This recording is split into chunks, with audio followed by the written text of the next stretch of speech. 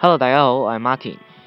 好，咁今日就終於更新咗呢個4.0嘅版本，係啦。咁佢就你見到啦，就出咗好多新嘅嘢，係啦。咁今日呢條片係做啲乜嘢嘅呢？就係主要想介紹下呢個4.0版本更新嘅內容啦，等等嘅細節啦之類嘅嘢。好，咁首先我哋去呢一度，去個官網嗰度睇下先。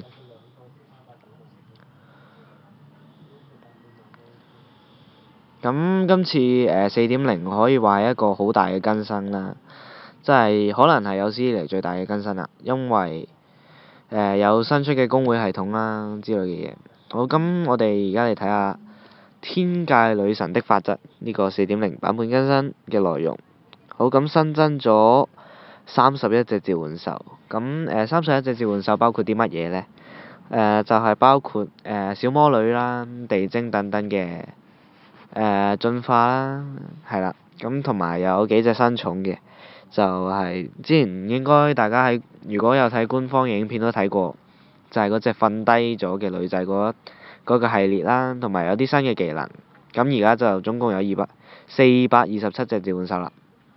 好，咁第二個就係今次更新嘅最重要嘅一樣嘢，就係新增呢個公會系統。咁公會系統呢，就可以你總之你係高過120呢，就可以創建㗎啦。不過呢，佢而家就有一個新出嘅優惠啦，就100呢就可以創建。咁條件係啲乜嘢呢？就係需要俾20粒魔法石同埋500萬嘅金幣。咁佢而家嘅優惠就係100萬金幣就得啦。係，咁其實500萬都幾多。咁如果你係冇課金啊之類嘅嘢，你建議可以入其他人嘅公會啦，咁佢就會有呢個經驗值嘅加成啦，同埋金幣嘅加成嘅。係啦，咁公會內見即時聊天系統，咁佢就係你打下關卡呢。如果你即係你可以熄咗佢隔離有一粒嘢嘅，我而家俾唔到大家睇啦，因為我冇體力。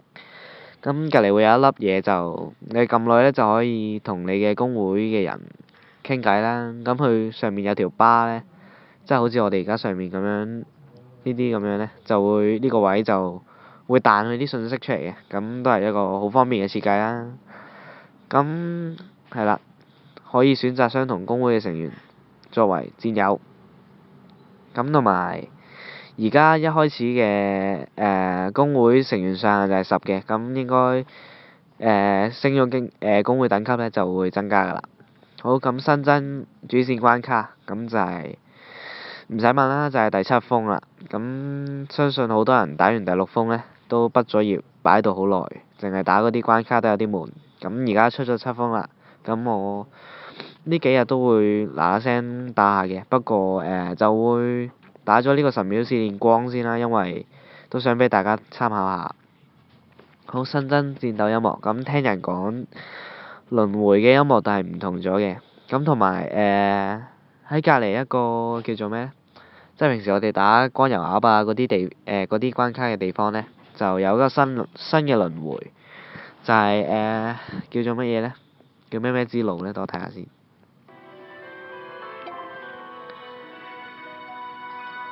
好，就係呢個殘暴之路，係啦，殘暴之路，即係無舉之路啲 friend 嚟嘅。咁又係20關啦，咁一個新嘅輪迴，等大家去打。好，咁呢啲有啲召喚獸技能調整，咁我哋睇下。咁得一隻啫，就係白虎。咁白虎就有呢個裝甲破壞，即係話破防啦。咁之前係75% 嘅。咁而家就變咗90%，咁即係其實大家冇大聖咧，有陣時你打小丑好唔方便啦。咁佢就1000萬防，咁有少少鼻塞。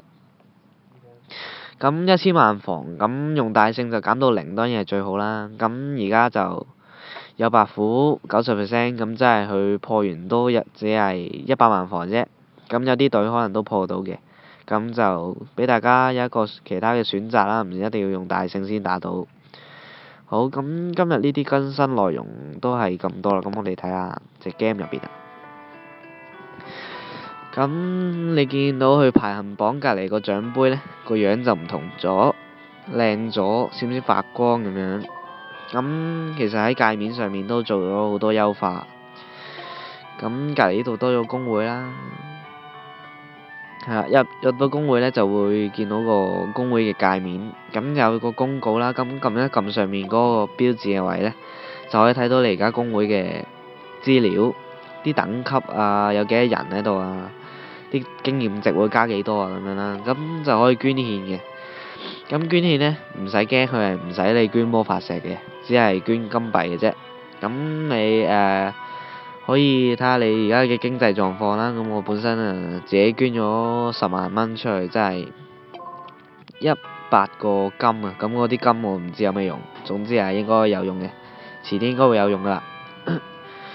係啦，咁同埋佢有陣時即係譬如打一關啊嗰啲咁嘅確定制咧都唔同咗樣啦，咁就靚咗。